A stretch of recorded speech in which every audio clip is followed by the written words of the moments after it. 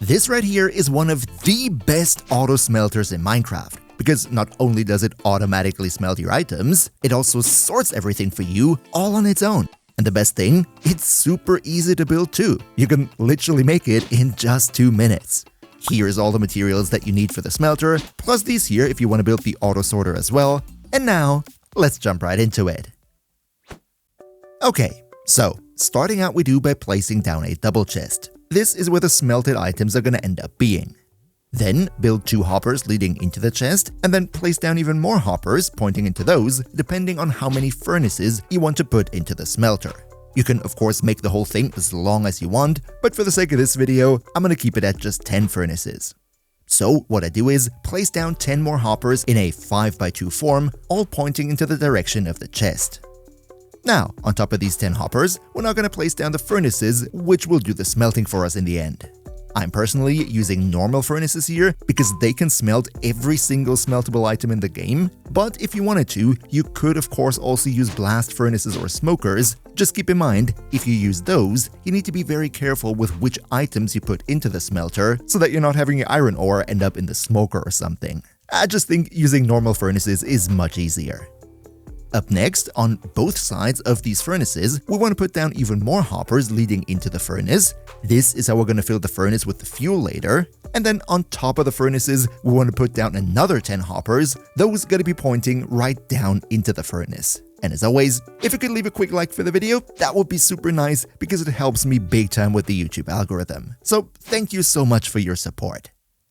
But okay, now that the furnaces and all our hoppers are placed, what you want to do is add 4 more blocks at the end, not the end with the chest, but the other one. And for this, you're going to use 2 stone blocks on the outside and then 2 redstone blocks in between.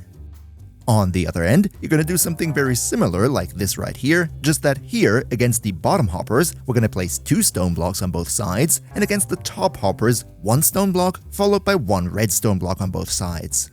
Finally, you're going to close the entire system by placing down another stone block at the end. However, this layer of stone blocks will now be 1 block higher. It's a little bit difficult to explain, but if you did it correctly, then it should now look like this here. Now, what we want to do next is place down 4 temporary blocks, I'm just going to use dirt right here, on top of these 2 redstone blocks and to the sides. Because the next thing we need is 4 more hoppers that are all facing down into these temporary blocks. Once these hoppers are placed, you can delete the dirt blocks again, we don't need them anymore, and instead, what we're going to do now is place down a couple of rails. At the end right here, place down redstone rails on top of the redstone blocks and next to them. Also on the other end, over the redstone blocks, you want to put down powered rails, and then just connect the whole thing with normal rails in a sort of U shape, just like I do in the background right here. Once the rails are finished, we're going to put down 2 minecarts. Either we use a minecart with a hopper in it, or a minecart with a chest, both of it works. One of them goes on the top rail, and one on the bottom. If you did everything correctly, then they should now go back and forth automatically after you gave them an initial push. The top minecart will distribute the items that you want to be smelted, and the bottom minecart will transport the fuel into the furnaces.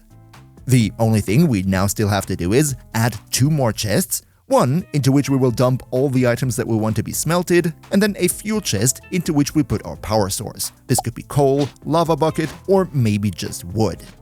The item chest will go on top of these 2 hoppers right here, and then for the fuel chest, what we want to do is place 2 more hoppers going backwards, pointing into the side hoppers, followed by 2 more hoppers in the middle, 1 pointing left, 1 pointing right, and over those 2 hoppers, you're now going to position the fuel chest.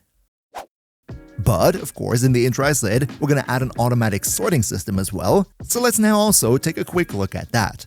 Beforehand though, if you want to see more guides like this on how to build different farms with a step-by-step explanation, then you might want to think about maybe leaving the channel a sub because there is so much more to come here. Welcome to the crew!